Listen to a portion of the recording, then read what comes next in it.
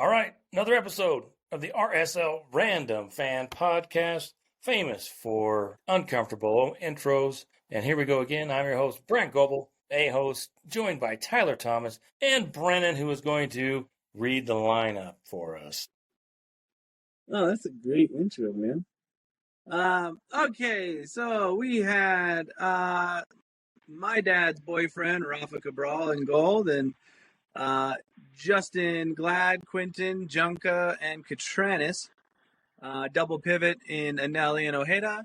Gozo on the outside with Diogo on the other side, with Luna right smack dab in the middle, and Piol at the tip. Do I need to say the bench Very too? good, Are we good? That was excellent. Excellent work, Thank you. my young Padawan. So I don't know how you don't look at this lineup and go, what are we doing on the back line? We got a left back playing center back. We got a right back. We got our center back playing right back. The only person in his right position is Catranis. And then Quinton probably is in his best position. But did you guys look at that and go, oh, we're in trouble? No, because looking at that, Catranis is going to be that winger style. So they're just going to pivot to a three-man back line. And if you do that, Jay Glad is still in slightly center back position, just on the right side. Quinton actually in the full center, and Junqua being on the left side of that three. So it makes sense because Catranis is going to be moving up the field pretty aggressive against these guys. Yeah, but is Junca a center back? No, but when Catranis runs up, he's a better option on that left wing. Yeah, for sure. Well, Kobe Henry's injured. Brian Vera was injured. He was out. And they haven't had the courage or thought enough of some of those center backs that are playing for the Monarchs, Zach Farnsworth, to bring them up and give them a shot. I wasn't too worried seeing Justin Glad out at right back because I thought that he might be capable, but as it turns out, man, he got spun around like a top. I thought I was going to get dizzy from watching him spin around. Jaden Nelson just worked him over on that right side. And listen to the commentators. They're like, Pablo, do something, Pablo. Switch somebody out for 5 minutes. Switch it up on him because they are Give him some help. Give him some help. Make Jaden think about what he's doing because it was just murder over there. Was it as bad as that game last year when Kansas City came to town and Brody was just getting spun around left and right? Oh, man. It was not that bad, no, right? No. Oh, it was almost. It was Vancouver. Vancouver should have been up 3-0 by that third goal. Their first goal in the 20th minute. They had a couple. They had one. The first one in the 13th minute. Jaden got down to the end line, sent the ball back in, and it deflected awkwardly off one of the players, and then Cabral had to come out and luckily saved it. And then he had the breakaway that was just a beautiful pass and spun Glad right into the ground. He was frozen, and if the pass is, I don't know, inch forward or something, and was it Ocampo or somebody? The ball got under his feet, and luckily Cabral came out and saved it. RSL was super lucky not to have had the doors blown off in a half an hour on that game. A lot of it just kept coming down that right side. I mean, it did get better in the second half. I think. Well, and did you see the tactical switch that happened to cause that? Oh, explain. So Gozo started coming back, and he was kind of shoving. I love that kid. Like I'm just watching that game, and I'm like, who's the DP here? Right? Like, where's our DP? He wasn't showing up. Luna tried a lot of stuff, but didn't have a great game. Well, Luna, I think when you are leaving him on an island and getting him the ball and watching the games, Luna is, when he gets the ball, there's either a teammate like right next to him stepping over him, or there's a teammate like 15 yards away. Like, figure out how you're going to support Diego Luna when he gets the ball so he can play off people and move forward. Because RSL is incredibly dangerous when they're busting forward. And you're absolutely right. Gozo was the best player on the team. I mean, Diego's the best player at the moment, but he had the best game because he was allowed to run roughshod down that right side and really showed that there's going to be some challenges there. How's Mark Zook going to get on the field? How's Well, he's got a DP spot he can fill. Apparently the left side is open. Yeah. I don't think we went down the left side but like 3 times. And then Diogo just pulled it back and passed it around. And I was like, he's not pushing for anything right now. I do not know how he fits into our team long term. I'm really confused with him right now. I am absolutely confused. I made a point to watch him to try and keep an eye on him, and he looks like he's just like the ball gets down into the corner there, and so he's over there by the player. He's in the vicinity. He makes the point to be in the vicinity. Yeah, he's Al- around. Almost, he's always almost there where he needs to be. Almost always, Almost. Almost always there. almost always there. And he's never putting in that bone crunching tackle. He's never even pulling on guys or pushing them. Like Gozo was getting after it on both sides. He was bugging the guy down his side and he was bugging Jaden Nelson on the backside. Like, get after it, you know? And I don't see that from Gonçalves right now, man. It's kind of sad. It's kind of making me sad. It's making me really sad too because I had high hopes for him, but I think he's getting way too close to what? To what? What's he getting close The to? Johnny Menendez line. Oh, Yeah, no. Say it ain't so. Brennan, what are your thoughts on him? I don't know, man, because like I don't want to get down on him just like by himself, because it feels like he was brought in to be a Chicho partner, and Chicho's not there, so what he was purchased for isn't the same, I guess. But at the same time, I mean, just you would think if somebody was really concerned about their position, they would work harder. I don't think he's honestly like super focused and like trying to improve. I think he's kind of unhappy where he is. You know what I mean? Like, you know what I mean? Like when, I don't know. Yeah. yeah. I was thinking kind of the same thing. My question was, if this was anyone other than the designated player, how deep into Pablo Doghouse would they be? Right? There's Yeah. players that have had played worse and have had less of an impact, or maybe the same amount of impact, and they find themselves not getting minutes. And Diego just keeps starting. I think they're waiting for him to figure it out because he does pop up 1, 2, 3 times a game, and boom, pop up. Maybe put the ball on frame. He did have, he really did have a great cross late in the first half where they came down the right side, and then there was a pass to Gozo. Gozo found Diogo, and he sent it across, and Puyol couldn't find the ball. I mean, like the announcers were talking about, Puyol went to the ball instead of making a run straight. If he makes a run straight, boom, tap in. Yeah, And or if he makes a run to the back post, either one. Usually that's what you do when you're heading towards goal is you aim for a post because then it's easier to just where you're going, you know where you're aligned, so it's easier to like pick out your spot to score, right? So usually that's what you're coached up to do. But I got a breaking news. Did it. Trade proposal.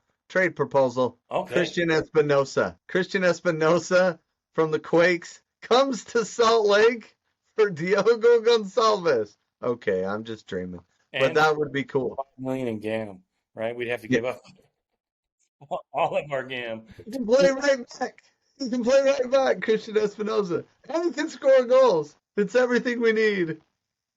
Okay, that's not happening, but that's how I feel right now. Like, play the kids, man. Right? Yeah, If this is what we're gonna get a win every 3 games. Like, okay, cool, play the kids, right? I'd rather see Tyler Wolf in there trying his guts out, getting better every game than our DP not really looking like it's gonna work. You know what I mean? yeah, it's interesting where we're at right now.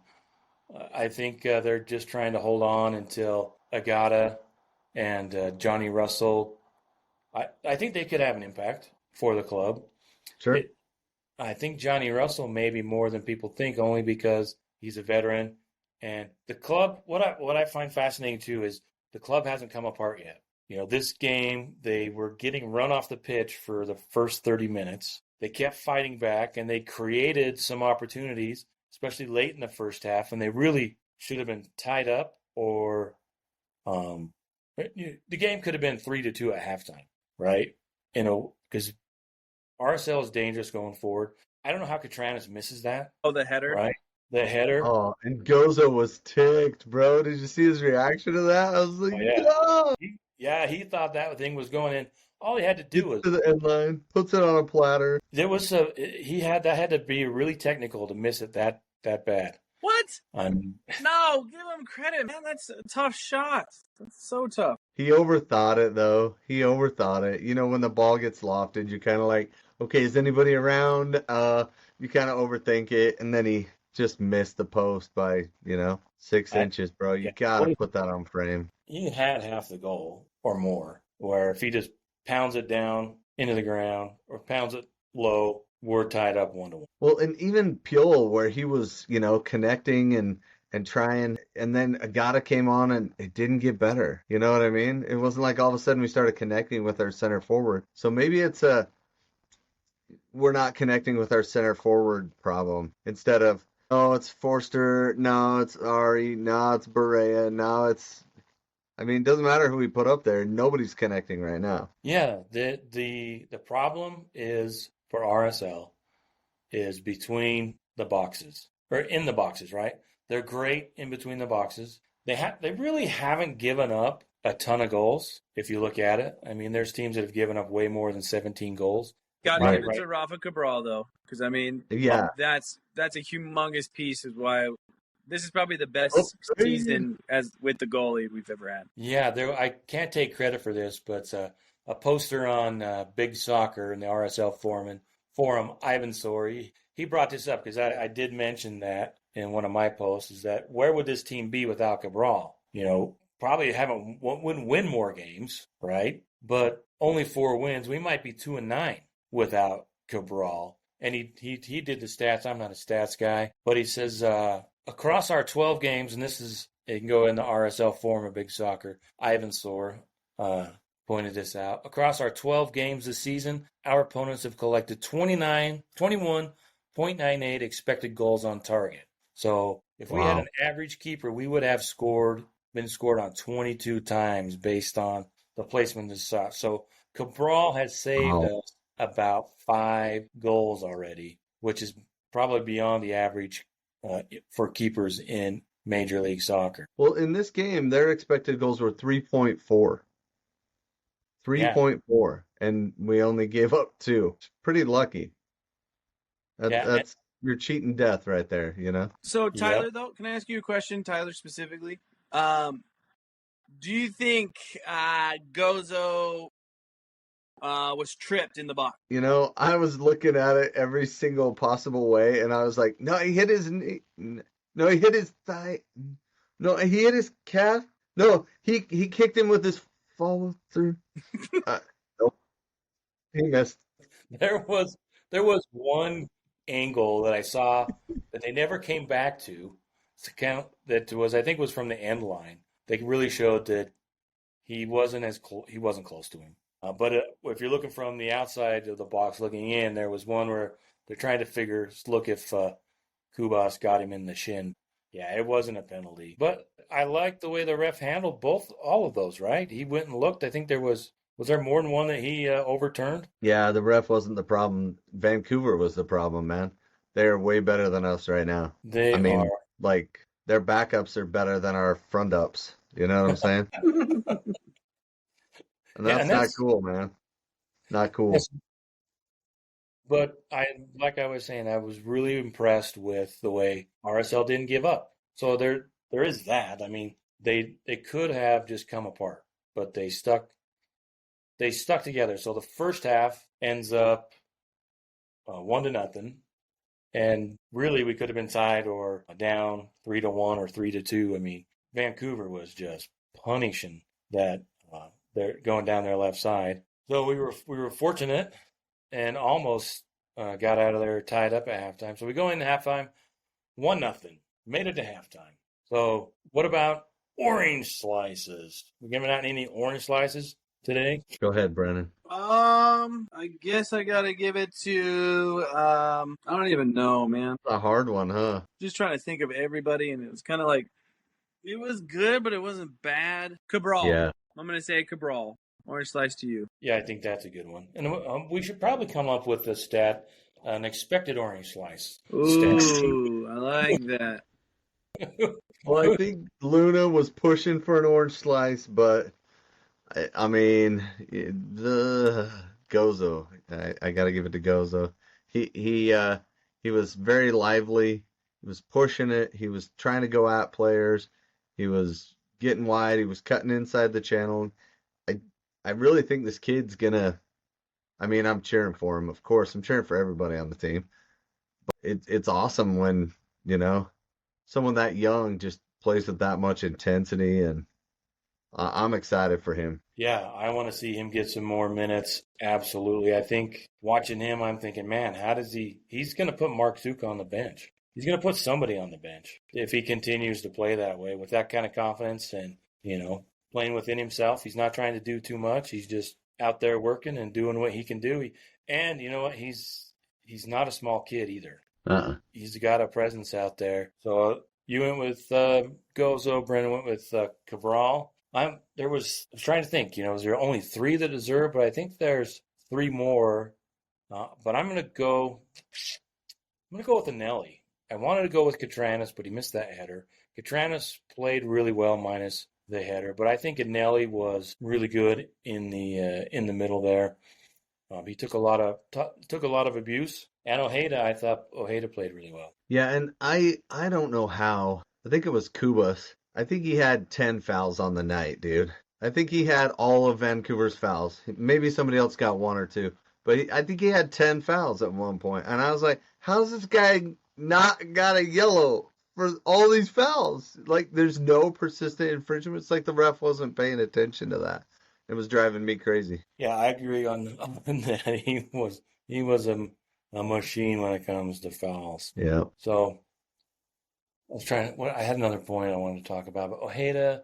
I remember watching the goal because that was a really beautiful goal from Vancouver to go up. Oh, and Ojeda could have taken him down. Well, no, I remember thinking when Quentin got the ball because the ball kind of bounced out to him and he kind of took the ball about just over midfield and he drove into the box and I thought, don't go too far. And he went all the way almost to the 18, lost the ball, and then turned around. So he turned the ball over, and Vancouver, I think it was 1 or 2 passes, they found Nelson, who was wide open again, and he took it 50 yards. And Ojeda kind of had a chance to take him down, but I think he would have come off maybe more than just reckless. Maybe he was already on a yellow. He was at that moment? He got a yellow early, I think.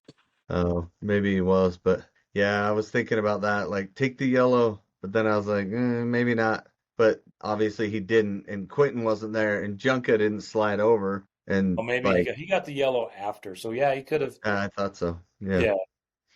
He probably should have taken the yellow there. Well, obviously, in hindsight, it's easy to say that, right? Yeah. But in the moment, it looked like with Quentin making that run up, he should have taken it, Yeah, because a minute or 2 later after the goal, when Jaden got back into the box down there, Ojeda went down and knocked him down and got the yellow. But it was a beautiful goal. He took the ball 50 yards and drove at RSL defense, spun Glad around. Sweet move. Such a sweet move on Glad, though. That's too tough. And then Go ahead, Tyler. No, that's what I'm saying. That's what I'm worried about with Ojeda right now. I think he's got all the class in the world. He's got hustle. It's just like that last maybe 2%, 3% that you kind of ask of players, but they have to give it. You know what I mean? It's just like Anelli's all in, you can tell. And Ojeda's 95% in. I don't know, something like that, right? Like that next little bit level of just involvement. I don't know what it is. I don't know if there's something missing there, but it feels like he's not 100% in. Like he doesn't want to risk getting a card instead of taking the professional foul or the team foul there and stopping a play when you need to. Yeah, and then just a few other little hesitations throughout the game where he could have dove in, but he held up. It just, I don't know, maybe it was just he had an off night. And it's no big deal, but hopefully that doesn't continue. You know what I mean? Hopefully he gets less and less connected, kind of like Gonçalves is. So that worries me too. If that domino falls, and then if Ojeda starts, being discontented, I would hate to see that, Yeah. But like I But say, yeah, it was 7 losses in 11 games will do that, right? yeah, and we'll see what happens. You know, Dallas isn't that great of a team at the moment. They are above us in the standings. We have the same amount. I think we have 4 wins. They have 4 wins, but they've got 3 draws instead of seven losses. So, Well, and the nice part is we get to play Vancouver again this month. Hooray! oh yeah, yeah. Vancouver is just really good. I love the way they play. They brought in a coach from Norway or Finland or somewhere up there as his first season, and he came in with the attitude. I think he was coaching a Brøndby too, but he came in it and he didn't really. He told the players, "I don't have an opinion. This is according to the broadcast, and we're just going to play." He didn't want to know anything about the players. Have a kind of form of opinion before he came. Say, hey, all right, let's. It's a blank slate. Let's move forward, and they are really good. They've got some great players. Brian White, the guy that was on RSL's list to try and pick up in the offseason, 11 goals. 11 goals this season already in 16. Yeah. He's got 6 in a Major League Soccer play, and I think he's got 5 or vice versa, 5 in MLS and 6 goals in CONCACAF Champions. And they didn't even need him to beat us. No. They played their backup guy who kicked he didn't do anything. He missed a penalty, right? Oh yeah, Daniel Rios. That's another point. That was not a bad penalty take. No, it was a great penalty save. It was. That was a big pass. So and that was in the second half. What are your thoughts on that one? Was that a penalty? It's a tough one. It's a tough one because he comes out and he does get the ball. So you want to say he got the ball, so it's not really a foul. But lately when I was growing up, when I was playing, no penalty. You touch the ball at all, no penalty, right? You're good. I touched the ball. But you kind of have to win the ball now, right? And so he didn't really win the ball. He just kind of hit it and then smashed the player, right? And I think that's why it ended up a penalty. Yeah, I'm okay with it being a penalty. I agree with you, though. I think if he's able to get his hands on the ball and wrap up the ball, it's not a penalty because the player Ocampo could have jumped over it. Or he could have held up and let the ball go out of bounds. Yeah, but he kind of did the thing where the opportunity was presented to him and he took it. He probably could have jumped over, but I think it comes down to if Cabral grabs the ball, it's not a penalty. Yep,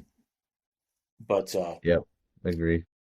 But in the end, the soccer gods were on our side for a change, and he thumped that penalty kick too, and Cabral got his mid up there and kept us in the game. Catrona slid in, knocked it out. You love him coming in hard like that. There was 2 RSL players that were in there. I think it was Rios was coming in, or someone else from Vancouver, and they kept the ball from going in. And then talk about the second goal. What was going on the RSL defense on the second goal? Tyler, Brennan, anybody want to? It was such a good. It's one of those goals where you wish your team scored it because it was so quick. It was in between when people would usually set up or get a better look at the goal. And for him to just kind of one-time it and have it go where it did, it's just congratulations. That's not high percentage in any way. This is a great goal. And a center back. Just smashing it, right? It's frustrating on our side, but on their side, it's what a banger! Yeah. Yeah, because it was a corner kick and the ball bounced out and they recycled it real quick. But RSL kind of just abandoned that side of the field, and it ended up over there. He sends it in. There was nobody over there, if I remember right. Well, and that's what I'm talking about with our defensive structure. Who's how do we get so disorganized when the ball pops out like that? Who's supposed to be covering that? Somebody's supposed to be wide. Somebody's supposed to be inside. There's 2 guys that should have been there. What? Nobody's there. I don't know. I don't do set pieces. I don't know who does the set pieces where, but apparently we don't know that either.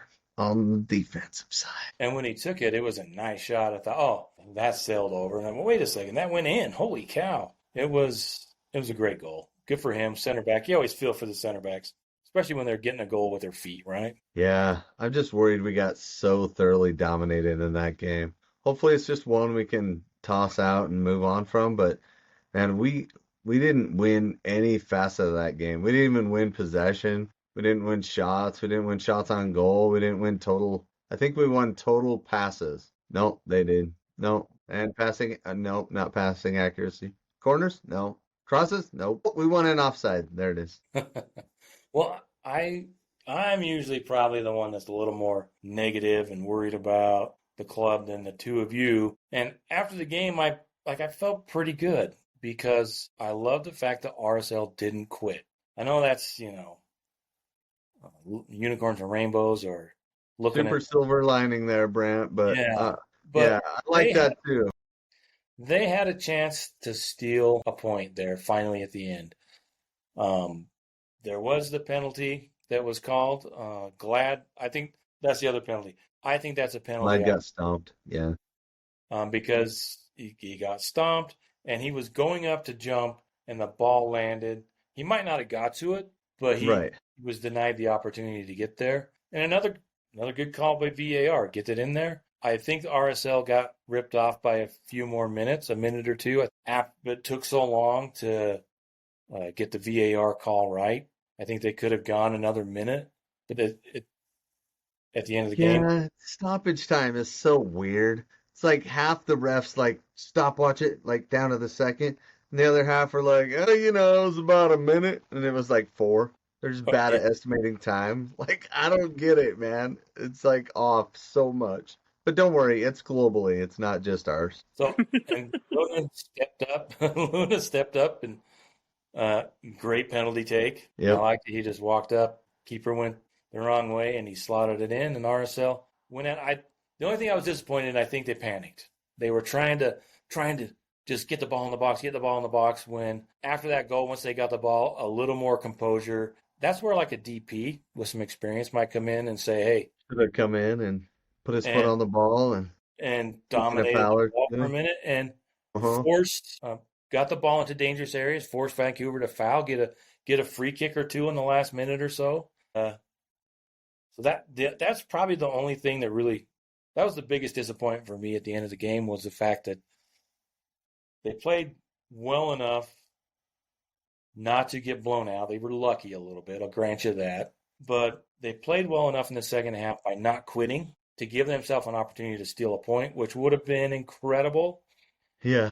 Then they just kind of panicked at the end when they had the opportunity. You know what this game needed? It needed our homeboy Nick Beasler to come in the 90th minute, put his foot on the ball, win a free kick, and not at home in the end. Beast, where you at, man?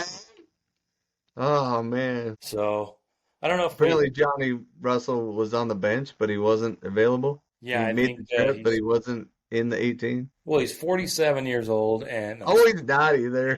He's 35, and he hasn't been playing. So I think they were mentioning perhaps we'll see him get some minutes in Dallas. Yeah, somebody was like, "Hey, can we go after Jamie Vardy?" It wasn't. I saw a rumor he was going to sign somewhere else already. He was leaving Leicester, and was Man U looking at him? No. Well, the problem with him is he's 38, and he's still kept scoring goals for Leicester. Like he's a club legend there, man. He's the guy who stuck it out when all the other players left after they won the league. Like he's always going to be the first person people think of when they think of, remember that year that Leicester won the title? Anyway, he's 38, so he's not coming to MLS and doing well. Like it's not going to happen. So RSL ends the game 2-1, a lot closer than it should have been. And you're absolutely right. They just got dominated all over the place, but they hung in there and they didn't quit. And so that's damning with faint praise for sure. But I expect them to play well in Dallas. So I do want to go back to how we started, and I do want to kind of follow up and say, do you play your best players even if they're out of position? because I think that was the major difference in the game was playing Glad at right back, Junka at left center back. But that's kind of what we're stuck with right now with Vera out, right? I mean, Sam's played some center back, but it's not our best lineup, right? Well, weren't they afraid? They had to know Jaden Nelson was going to be over there. And that guy is lightning quick. And Justin Glad, probably the only player on the team that could keep up with him on the defense. Right, but there's other things you can do tactically, right? Yeah, I mean, body up.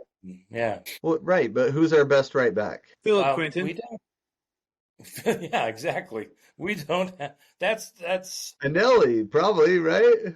Oh, I think Anelli would have been abused too over there because if like the going off what the commentator said, RSL was allowing the game to be that spread out all the time. And that's our fault, yeah. Yeah, so they could have compacted brought some more defense over there and let the other side of the field go, right? And brought in some more players, kind of like what they did to Diego Luna. Luna gets the ball, there's 3 people around all the time. So RSL didn't make any tactical changes, essentially, in the first half, it looked like, to really make it difficult on Jaden Nelson. And I don't know I think that would be the only thing that they could have done to make a difference was put more people over there. Yeah, or slide, or keep the right mid, like Gozo, keep him back more, right? And when the game's still to be had, I think you give Gozo that freedom to run. So yeah, it's tough, but would you rather play the best players out of position,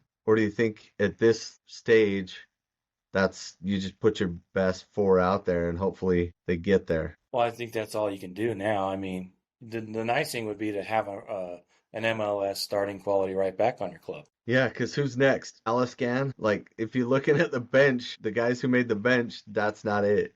Yeah, right? We could go on. I could go on all day about the fact that RSL doesn't have a quality average MLS quality starting right back, and it's kind of a shame. It's crazy. Well, I think though. if you put Anelli there, you do, but then you pull him out of the midfield and our team gets worse, right? Yeah, but I don't know that Anelli's quick enough to play the way we want their backs to play, right? Yeah, maybe. So, Could but be. it turned out RSL lost 2-1. They got beat by the best team in the league, and they didn't let the game get turned into 5-0 like San Diego over Dallas. So not much to hang your hat on. There's so much to talk about the roster that you don't have a DP. You could sign a DP, and we'll just have to wait and see what happens and hope that they don't get too far away from that last playoffs. Well, and a couple other things that people forget. Kobe Henry's a defender. He's out. Matthew Bell's a defender. He's out. He's kind of a midfielder, defender, right-sided player, right?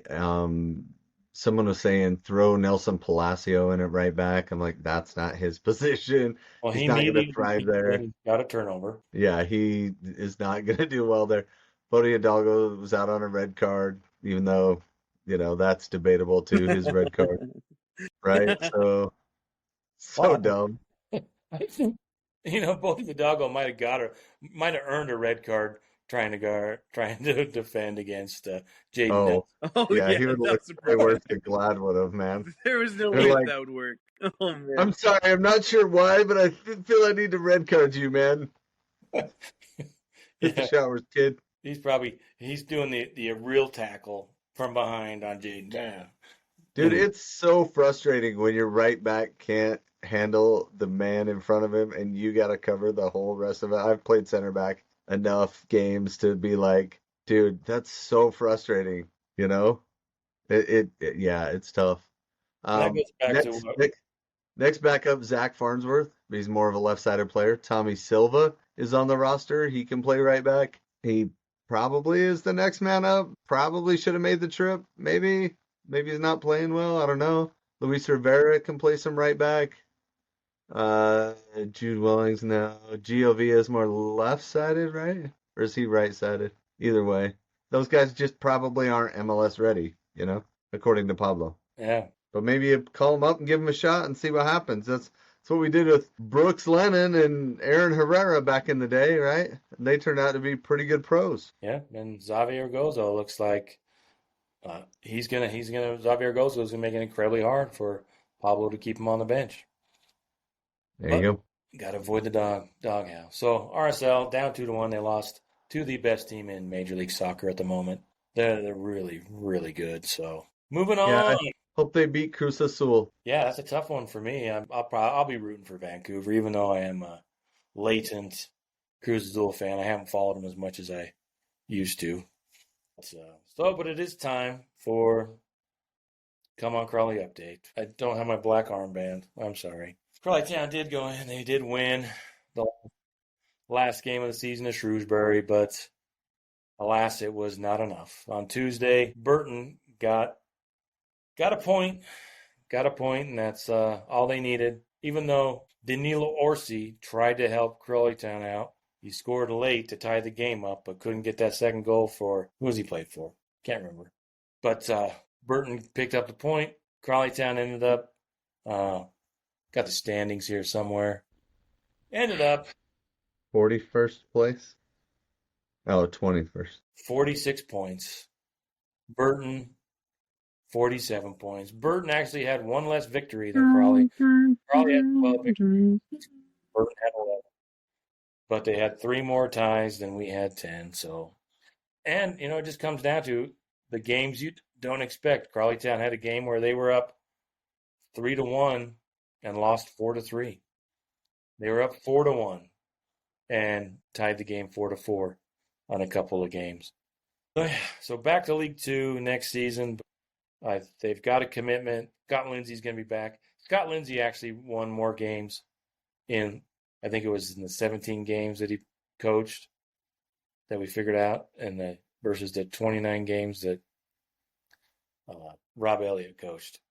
Scott Lindsay had 6. I think he had 7 of the 12 wins. Wow. Yeah, he did a great job. So we're back to League Two, but I think we'll be back quickly up to League One or have a decent season. But that's what you get when you have to suffer through promotion relegation. And I was thinking about it. How different would the Premier League look if they had playoffs at the end, right? Especially in a season like this, it has been so boring. It's the most boring Premier League season I think I've ever seen. Yes, no. I mean, you got Tottenham, Man City, they're down below Everton. Arsenal is doing their best to stay in second place. Liverpool's winning the league with less than 90 points so far. Yeah. And 2 through 5 is pretty tight, right? 67 to 61 is Nottingham Forest right now. And even Villa's at 60 points. Arsenal keep tying and then of their last 5 games, they've only won 1, which is weird for a club like that was in good form. Now they're putting all their eggs in the Champions League and gave up an early goal to PSG, and now they got to go to France and beat them. So there's that side, and then there's the Arsenal or the Barcelona and Milan side. They tied 3-3. Really entertaining game. Go look up those highlights. That was cool. So yeah. The most interesting thing is who's gonna fall to the Europa Cup in 6th place, or who's going to jump up to the Champions League. It's going to come down to Man City, who are playing better. They're never going to get punished. Newcastle, Chelsea, Nottingham Forest, and Villa. And then after that, it's just been really weird season in the Premier League. It hasn't been that exciting, to be totally honest. The bottom 3 were just terrible. No one had to worry about relegation after December, I think. Yeah. Crazy. And yet Man United can still win a cup and call it a decent season if they can win the what is that one called again? Is that the Europa? Is that against Tottenham? It could be. There's still another. Yeah, I think there's still. There are 4 teams left. Yeah, we're doing good. We might be able to lift a trophy. I mean, I don't know about Arsenal, but Man U can still lift a trophy. It's a win, baby. But wouldn't it be funny if the year Mbappe left PSG, they went in and won the Champions League, and they lost in Madrid, right? Take that, Mbappe. Anyway. Oh, you were talking that about would be Jamie the only Vardy. silver lining. We were talking about Jamie Vardy. Did you see the highlight from Jamie Vardy over the Yeah, weekend? where he blew the ref's whistle. No Yeah, way. so the ref was coming up, and there was this big dude that was coming back, and they kind of collided, and the ref, Yeah. his head hit the guy's shoulder, and it kind of knocked him down, and he fell down, and then the ball went the other way, and nobody really saw it except Vardy. So he ran over and grabbed the ref's hand and pulled it up to his mouth and went like And and stopped play. walked off. Then he just walked away. And then one of the guys from Southampton came up and was like, "Hey, you okay, man?" It was like cool, and it was like a 10-minute delay. Yeah, he wasn't looking, and he just caught that player's shoulder right on the chin. And, knocked him down. Yeah, he subbed out too. Fourth official came in. Yeah, it looked like it hurt. So, well, thank you for listening, and everyone that supports us. Subscribe to our YouTube channel. Subscribe to all of our social media. We're working hard to bring you more content, and we can't thank you enough for listening. So, with that, you guys have any parting thoughts before I say we're done? Good night. Sucks to be a Crawley fan. It does. It does. Oh, man. Painful. Yeah. So anyway. Hang in there, man. You got this. Yep. Should be exciting off season. At least I know they got a right back. Hey, thanks for listening. We'll see you later. See you.